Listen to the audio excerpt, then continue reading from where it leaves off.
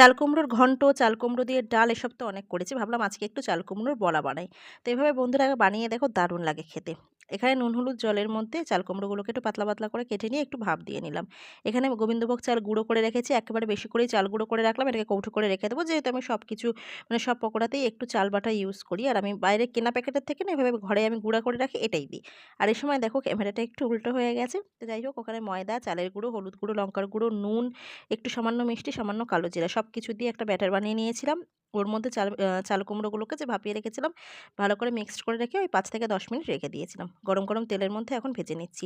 তো ছেলে তো সেই আজকে সকাল ১০ টার সময় স্কুলে গেছে। একেবারে ওর কোচিং ছিল, বাংলা ক্লাস, ম্যাথ ক্লাস সব ছিল। সব কমপ্লিট করে বাড়ি ঢুকলো রাত্রি ৯:৩০। তো এসে বলল, "একটু মুখরোচক কিছু খেতে ইচ্ছা করছে মা।" তো ভাবলাম ঘরে যা আছে সেই দিয়েই একটু ওদেরকে বানিয়ে দিই। খেতে কিন্তু বেশ ভালোই হয়েছিল। সাথে একটু বেগুনি ছিল, যেহেতু অনেকটা ব্যাটার ছিল, তো একটু বেগুনিও করে দিলাম আর করে দিলাম চাল কুমড়োর বড়া।